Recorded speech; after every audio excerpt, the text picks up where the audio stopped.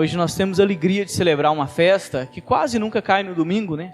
Dia 14 de setembro, a igreja celebra todos os anos a exaltação da Santa Cruz, que é uma festa bonita na igreja, que hoje nós temos a graça de celebrar, né, com uma missa mais solene, mesmo que não seja solenidade. Eu preparei, a partir dos textos, mas a partir daquilo que é a contemplação da cruz, uma reflexão a partir de 3 passos, uma declaração e 2 súplicas. Então vou pedir para vocês acompanharem comigo, vamos ficar em pé para a gente fazer a primeira declaração e a primeira reflexão. Então eu peço que vocês olhem para a cruz, né? Aqui nós temos essa cruz bonita, né, da nossa matriz, que eu pedi para colocar ali. Então, olhando para a cruz, nós vamos dizer assim: contemplando a tua cruz, Senhor, contemplamos o mistério do vosso amor. Pode sentar. Então, a primeira reflexão é: a contemplação da cruz de Cristo nos leva a vislumbrar ou a meditar sobre o amor de Deus. E aqui eu queria só retomar uma pergunta, eu falo que é da teologia clássica, mas ela perpassa toda a história e chegou para a gente hoje, né? Os padres da igreja dos primeiros séculos faziam a seguinte pergunta: poderia Deus ter salvo a humanidade sem passar pela encarnação? Sim ou não? Sim, né? Porque Ele é Deus onipotente. Então, por que Ele quis passar pela encarnação? Por que Ele abraçou a cruz? Se Ele poderia ter evitado o sofrimento, por que Ele abraçou a cruz? Por que Ele se encarna? Qual é a resposta? A gente não tem resposta, vamos dizer assim, 100% ortodoxa, porque na teologia, no dia que a gente conseguir descrever Deus, acabou a teologia, não é verdade? Deus é indescritível, a gente não descreve Deus, a gente se aproxima do mistério. Então, 2 respostas aproximadas que eu gosto muito, para a gente contemplar a cruz e contemplar o mistério do amor de Deus e da sua encarnação é: primeiro, o amor de Deus é tão grande que Ele não abandona o homem à sua própria miséria. Ele não é um pai que falou assim: pecou, agora o problema é seu. Ou seja, após o pecado, Deus continua dizendo: a minha palavra não tem curva e não tem volta. Se eu te criei para o amor, apesar dos seus pecados, eu continuarei te amando. E por isso, eu tomo a sua carne. Isso é belo, né? Você que, ao pecar, quis ser igual a mim, eu me faço igual a você. Essa é a resposta, eu acho que mais bela da teologia, né? Diante da arrogância do homem que quer ser Deus, Deus se faz homem, para mostrar que está o tempo todo ao lado do ser humano e que não o abandona à própria sorte. Então, ao contemplar a cruz, a gente contempla o mistério, é mistério mesmo, porque a gente não compreende esse amor, que nós chamamos de um amor incondicional, né? Um Deus que, podendo não se envolver, Ele poderia não estar nem aí para a gente, né? Podendo não se envolver, porque não vai mudar a essência de Deus, né? Eu digo assim, né? É muito bacana quando a gente pega, por exemplo, São João Crisóstomo ou Santo Agostinho, que fala assim: Deus não precisa da sua oração. Você orando ou não, Deus continua sendo, e Deus nem precisa do seu amor. Você amando ou não, Ele continua. Não existe necessidade em Deus. Não é a sua fidelidade ou o seu louvor que vai fazer Deus ser Deus. Então toda a ação de Deus em relação a nós só se explica pela sua suma bondade. Deus não precisa do seu incenso, nem do... Deus não precisa que nós façamos isso.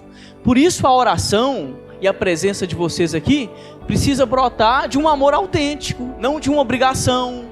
Por isso a religião, né? Ela precisa sempre trabalhar com aquilo que é o engajamento afetivo das pessoas, que eu sempre falo, né? A cruz é a prova de que a salvação, para ser efetiva, precisa ser afetiva. Sem afeto não existe possibilidade de salvação. A cruz é isso. Quando nós contemplamos a cruz, contemplamos o mistério do amor de Deus, que não vai jamais entrar, né, na nossa cabeça, no sentido de que a gente não vai compreender jamais isso.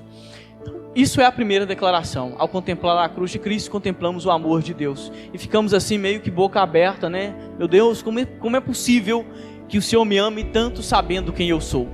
Não é isso? porque se o outro soubesse realmente quem eu sou, talvez não me amaria. Ele que conhece, né, o escondido do nosso coração, nos ama assim como nós somos. Isso é o mistério do amor. Vamos ficar em pé para a gente fazer a primeira súplica. É uma declaração e 2 súplicas, né? Então vamos lá. Vamos repetir, vamos dizer assim: contemplando a tua cruz, Senhor,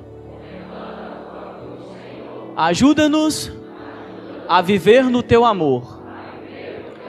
Podem ficar sentados. A cruz, ela é o resultado da confluência de 2 atitudes que a gente encontra em Cristo. A primeira delas é a atitude de amor. A cruz, ela é consequência do amor.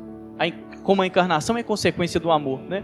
Como nós ouvimos lá o texto de João: Deus amou tanto o mundo que... A cruz é consequência do amor. Então eu digo para vocês, se vocês amam muito, preparem-se para sofrer. Porque o amor, uma das coisas que ele causa na gente, né, é uma espécie de adoecimento. Porque a gente quer o bem do outro e a gente acaba querendo cercar o outro de todo cuidado, né? E a gente sofre pelo desprezo, tanto pelo desprezo que o outro nos dá, quanto pelo sofrimento que o outro tem. A cruz, ela é consequência do amor. Ela é consequência do amor. E junto com isso, nós podemos dizer que a cruz também, ela é consequência da coerência. E para recordar o que é a coerência é a menor distância possível entre o que eu sinto, o que eu digo, o que eu penso e os meus atos. Quanto menor for a distância entre aquilo que eu digo e aquilo que eu faço, mais coerente eu sou. Que tem a ver com a verdade. E o mundo não suporta 2 coisas. O que o mundo não suporta, que o cristianismo prega? Primeiro, o mundo não suporta o amor autêntico.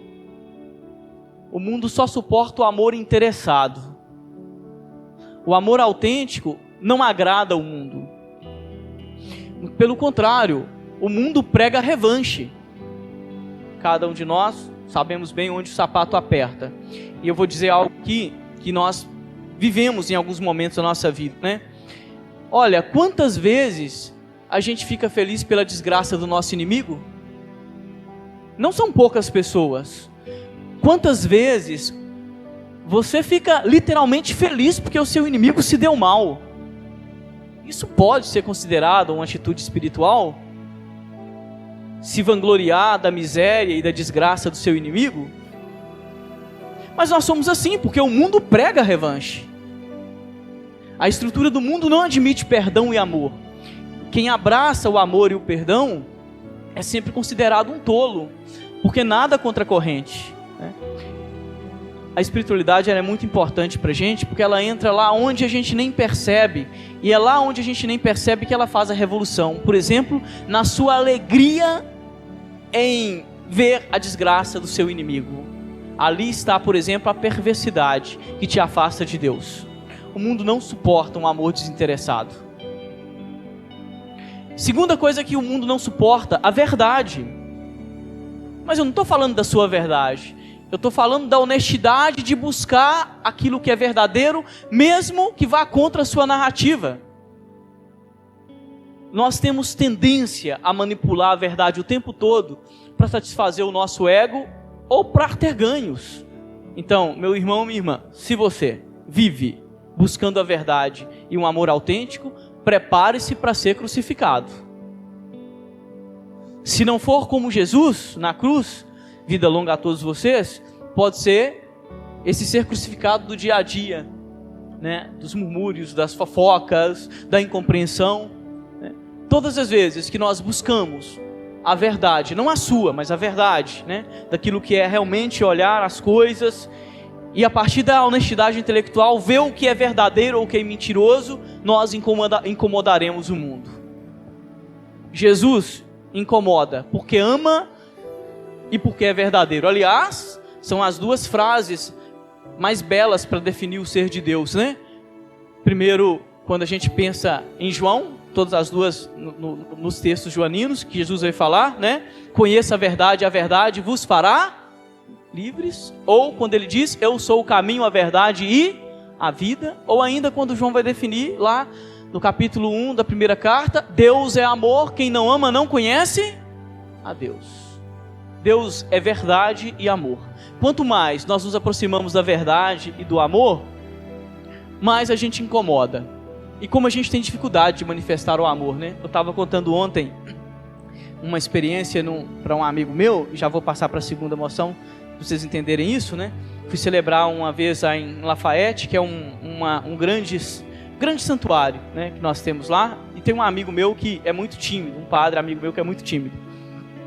Aí eu tenho essa mania, quando eu gosto mesmo das pessoas, eu não tenho problema de fazer as minhas declarações públicas, né? Aí agradeci, imagina um santuário que cabe mais ou menos 5.000 pessoas, é mais ou menos isso, né? Então, um santuário lotado, era um dia de festa, me chamaram para celebrar. Aí o padre Euder me apresenta e tal. E aí, de repente, ele todo contido, né? Fala, quero agradecer pelo convite, né? O Euder é um grande amor da minha vida. Aí o olho das pessoas, né? Nossa, o que o padre está falando, né? Porque além de sexualizar o amor, que não tem problema nenhum, mas a gente, mais do que sexualizar, a gente pornografiziza o amor, né? Por assim dizer, a gente faz o amor pornográfico quando ele devia ser erótico, que é diferente, mas não vou dar aula de filosofia para vocês não, tá? Mas é muito diferente.